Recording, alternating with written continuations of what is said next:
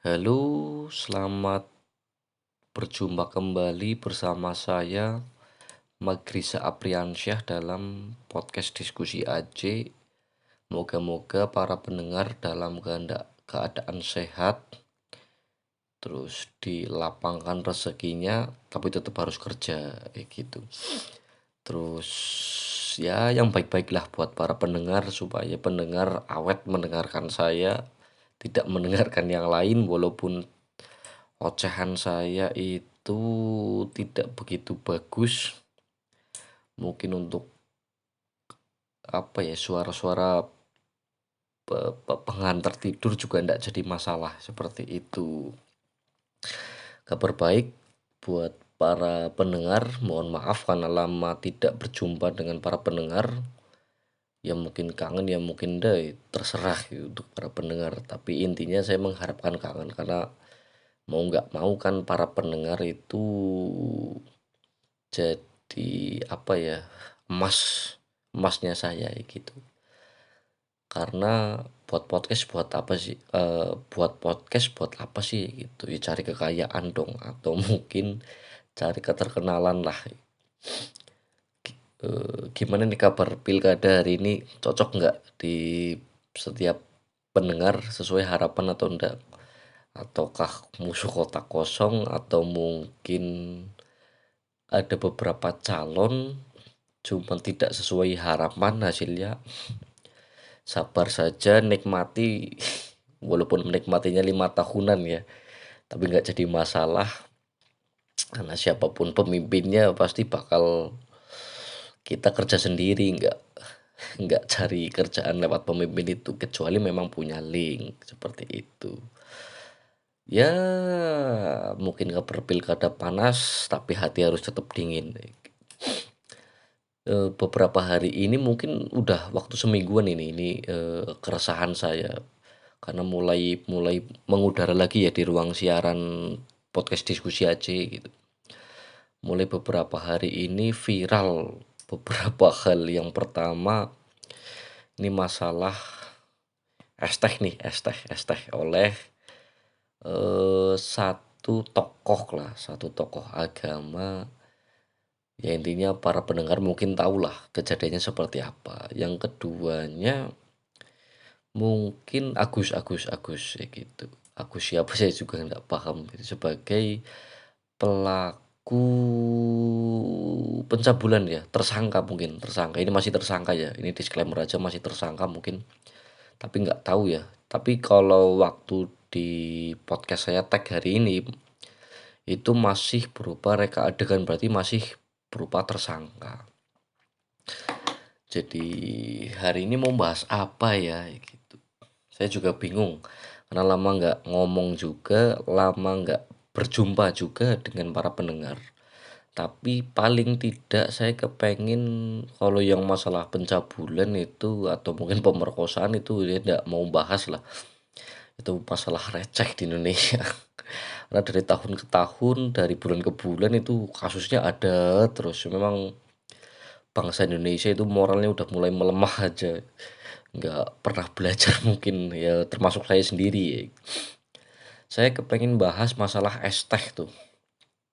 Es teh dengan satu tokoh pemuka agama. Satu minggu di Instagram, mungkin di WhatsApp, di Twitter isinya postingan es teh semuanya, postingan es teh semua. Pertama saya ndak pertama saya merasa iba, merasa kasihan ya gitu. Kok bisa penjual es teh itu katakanlah dimaki ya, mungkin dengan kata kasar. Yang pertama itu. Ah, terus keduanya mungkin merasa apa ya, kasihan lah, iba ya kasihan dia juga ya, sama ya. Ya iba ya kasihan karena penjual es tehnya dimaki-maki gitu.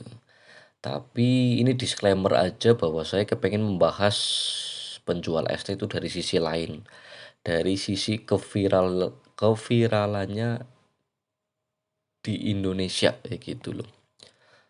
Kok bisa satu minggu ini viral tuh? Pertanyaannya ada apa nih? Yang pertama memang ini disclaimer, ini menurut saya pribadi, Jadi mungkin kalau ada yang beda pendapat atau ada yang mungkin apa ya tidak terima, jangan digugat, ini jangan digugat, tapi menurut pendapat saya aja gitu. Pertama memang kasus viral penjual es teh itu 1 minggu itu banyak berseliweran di Instagram, bahkan di WhatsApp grup keluarga, terutama dengan keluarga yang mungkin apa agamanya terlalu kenceng ya. Yang ketiganya bisa di Twitter juga ramai. Saya pertama kepengen membahas kenapa kok bangsa Indonesia itu kagetan sekali ya gitu. Jadi mungkin ada apa ya, orang yang menang olimpiade, katakanlah kemarin tuh menang olimpiade panjat tebing. Terkenalnya kok nggak begitu lama ya gitu. Masuk infotainmentnya tuh nggak begitu lama. Ini pertanyaannya ada apa nih? Apakah bangsa Indonesia udah mulai selalu bahasanya receh karena sukanya bahasnya yang viral-viral tok, atau keduanya memang bukan pasarnya ya kayak gitu. Mungkin bisa jadi orang yang menang olimpiade sains dan lain-lain udah bukan pasarnya orang lain. Itu udah bukan urusan saya. Pertama itu jadi bahasan nih, kenapa bisa jadi viral orang-orang yang menang olimpiade di TV, atau mungkin orang-orang yang punya apa ya prestasi itu malah ndak long last tuh di TV, tapi orang yang punya viral sensasi mungkin buat video TikTok itu malah viralnya lebih lama ketimbang orang yang punya prestasi. Jangan-jangan ini dugaan saya pribadi, kan kabarnya hari ini penjual es tehnya itu apa ya, umroh sama yang keduanya istilahnya dapat dapat apa ya, ganti rugi lah, dan dapat sumbangan seperti itu. Nah, jangan-jangan di hati kecil saya itu pengen bertanya, jangan-jangan kita sendiri nih yang buat terkenal. Padahal di hati kita, kita yang pengen terkenal, kita yang pengen istilahnya kita upload ini tuh dalam rangka kita dilihat orang tuh, oh berarti ini simpati. Tapi kok yang terkenal malah penjual es tehnya ya gitu. Tapi ini disclaimer, ini menurut saya aja ya gitu. Yang selanjutnya itu masalah Gus Miftahnya itu, mungkin menurut saya tokoh-tokoh ulama ini lagi kena kena apa ya? Kena apa ya? Kena mungkin kepleset mungkin. Mungkin kepleset. Saya tidak membela Gus Miftah. Nah, sekarang pribadi, sekarang saya tanyakan kepada pendengar ya, pada para pendengar. Kita itu upload penjual es teh itu dalam rangka menghujat Gus Miftahnya, atau atau kita itu mendukung penjual es tehnya. Saya rasa yang upload mungkin 50% orang Indonesia yang upload penjual es teh itu kayaknya hanya menghujat Gus Miftahnya deh. Tidak mendukung penjual es teh kayak gitu. Kenapa saya bisa bilang gitu? Hari ini mungkin Gus Miftah hari ini lagi tinggi-tingginya, lagi tenar-tenarnya jadi utusan presiden.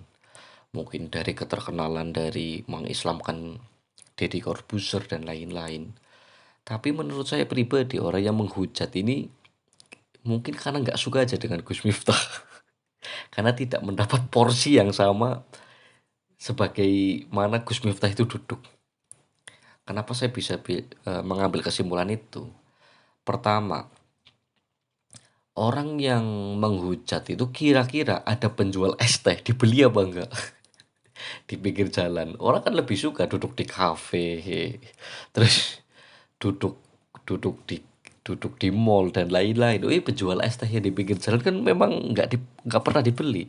Contoh aja, kita lebih seneng beli melalui aplikasi ojek online ketimbang penjual es teh di pinggir jalan. Itu udah jadi patokan itu.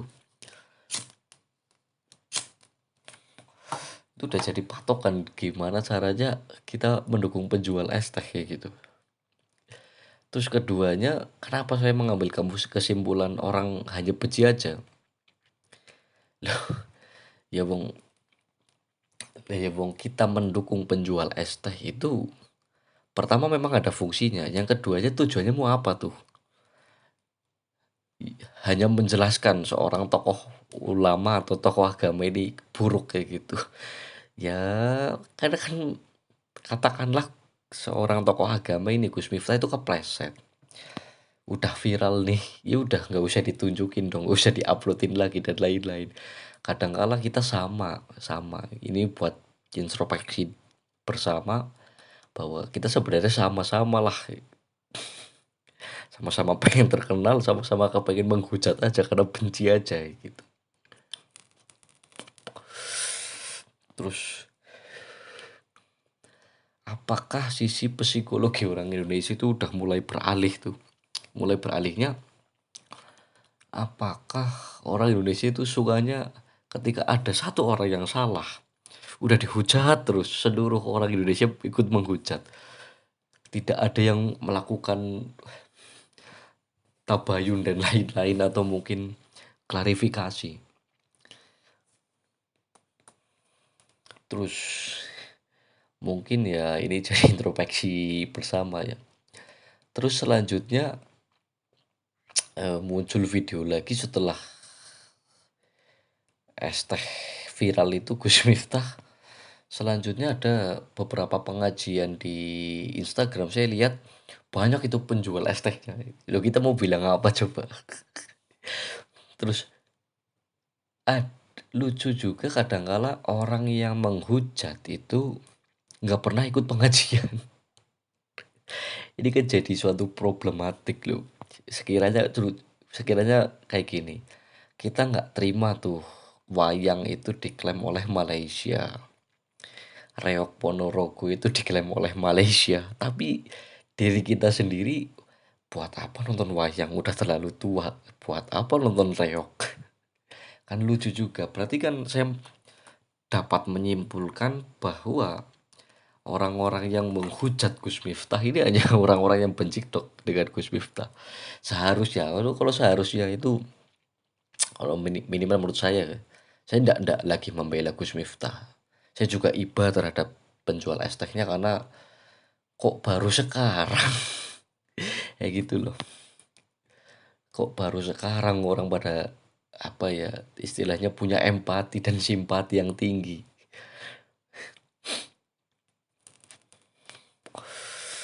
Kok dari kemarin itu kemana ya gitu. Itu saya menyimpulkan bahwa orang udah benci aja mungkin dengan Gus Miftah ya. Terus selanjutnya yang tadi saya bilang bahwa orang hari ini menghujat Gus Miftah ya, dan lain-lain. Terus membela penjual es teh ya. Tapi pertanyaannya, kita kapan sih pernah pergi ke pengajian? Kita lihat pengajian juga lewat YouTube atau lewat podcast ya kayak Spotify ya gini. Udah orang menghujat aja udah. Gak usah pembenaran bahwa Gus Miftah ini salah, penjual es tehnya bagus dan lain-lain. Udah orang Indonesia pengennya menghujat dok udah. Seperti itu minimal menurut saya ya. Jadi kalau kalau beda pendapat silahkan. Terus selanjutnya apakah orang-orang Indonesia itu kena sindrom tuh? Kalau kita lihat dari kasus Gus Miftah, ini udah mulai proporsional keilmuan mungkin ya, sedikit-sedikit lah karena belajar. Jadi kadangkala orang membela orang lain itu butuh pengakuan bahwa saya itu membela orang lain. Ini orang Indonesia nih lagi nih. Psikologinya kan sama-sama rusaknya, Bos. Ini untuk para pendengar mungkin kalau sampean masih cinta dengan diri sendiri atau mungkin masih masih apa ya, masih sayang dengan psikologi Anda sendiri, bahwa berbuat baik nggak perlu ada pengakuan terhadap orang lain. Yung kita mau berbuat baik ya berbuat baik aja. Pertama itu. Ataukah mungkin orang Indonesia itu kepengen viral aja. Contoh, ini contoh. Orang Indonesia itu rasa-rasanya, hawa-hawanya itu kepengen viral aja. Contoh yang paling contoh yang paling penting adalah kalau lagi masa pemilu atau pilihan presiden, seluruh orang sampai apapun latar belakangnya atau apapun pendidikannya, seluruh orang itu bicara politik kayak tahu-tahu aja itu. Itu yang pertama memang tadilah kepengen pengakuannya. Kedua, memang orang Indonesia udah mulai kagetan nih. Apakah bangsa Indonesia sesilpisius itu kepengen viral? Jadi numpang tenar lah, aji mumpung. Kalau lagi ada politik kepengen bahas politik. Misal satu hari ini bahas es teh, kita bahas es teh semuanya. Yang ketiganya ada Agus yang melakukan pelecehan seksual, yang tersangka melakukan pelecehan seksual. Kita membahas Agus semuanya, ini Agus dan lain-lain. Terus selanjutnya ada kemarin sebelum itu apa kasus apa mungkin artis Amerika yang melakukan pelecehan seksual yang PDP apa ya dan lain orang Indonesia membahas itu dan lain-lain sampai lagu-lagunya dan lain-lain. Nah, ketiganya mungkin orang Indonesia punya sindrom di mana apa ya, semakin satu orang yang salah, itu semakin diuliknya kenceng banget. Misalnya contoh contoh video-video lama itu Gus Miftah itu udah mulai diulik itu. Saya nggak tahu ya, belajarannya orang Indonesia itu lewat gimana itu, lebih bahaya orang Indonesia ketimbang CIA atau mungkin BIN. Seluruh orang jadi mata-mata itu di Indonesia. Tapi ini menurut saya pribadi, apakah seorang tokoh agama ini salah apa enggak? Ya salah tetap. Karena seorang tokoh agama itu